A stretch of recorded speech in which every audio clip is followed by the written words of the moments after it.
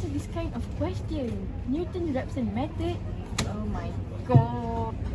Oh my god, Wani. What's wrong with you? Come on, let me help you. You see this question? This is harder than I thought. What is Newton-Raphson method exactly? Actually, I'm bad at this too. Well, maybe we can go and ask the maths expert. Huh, what an amazing idea. Who is our math expert by the way?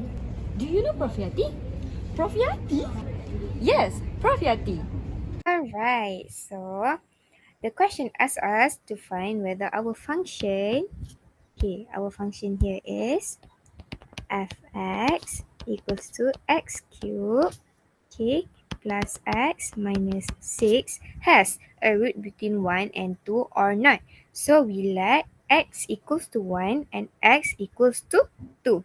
So first, if we let x equals to 1, we get f1. Good. So f1 equals to 1 cubed plus 1 minus 6. We get negative 4.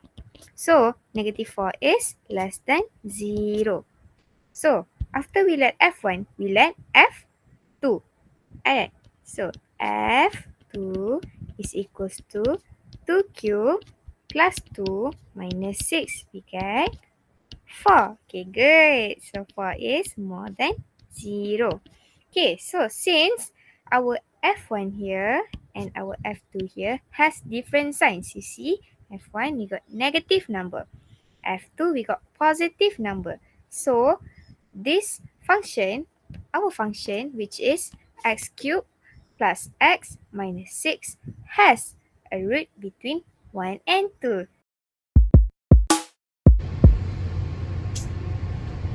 Oh my god, Newton-Raphson method again. This is so hard. I don't know what I learned in class back then. Eh, Anis? You look so gloomy. What seems to be the problem? Hi Wani. I'm having problem with the Newton-Raphson method question again. Since Prof Yati already told you about this topic, can you help me with this question? I'm actually a bit unsure about this topic because I just learned the introduction part. But how about if we see Prof Yati? The formula is x n plus 1 equals to x n minus fx n over f prime x n. So before I forgot, n here is the number of approximation. Alright, so the question gives us equation e to the power of x minus 2 is equals to 0. So we let fx equals to e to the power of x minus 2.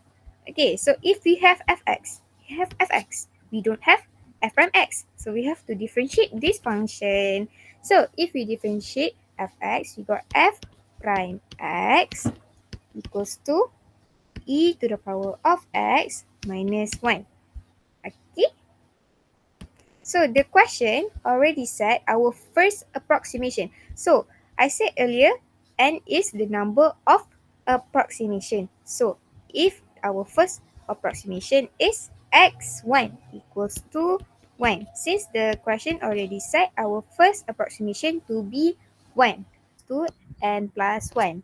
So if 2 is equals to n plus 1, our n is 1. Good. Okay, so our x1 is 1. Okay, xn is 1. So we just put 1 minus, okay, fxn. So since it is a function, we substitute 1 here into our function fx. So we get e to the power of 1 minus 1 minus 2 over here we substitute 1 into our f prime x. We get e to the power of 1 minus 1. Okay, so you press your calculator and you get 1.163953. Okay, the question asks us to approximate until 4 decimal places. So we write down until 6. Okay, we extra 2 decimal places. Alright, so same goes to the third approximation, fourth approximation, and fifth approximation. So we stop until, okay, so if we press our fifth approximation, we get 1.146,193. Same as our fourth approximation.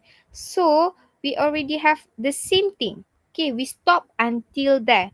So our final answer is the required solution is 1.1462. Okay. Since we only want 4 decimal places. Okay. Now we know. Thank you, Prof. Yeti, for teaching us.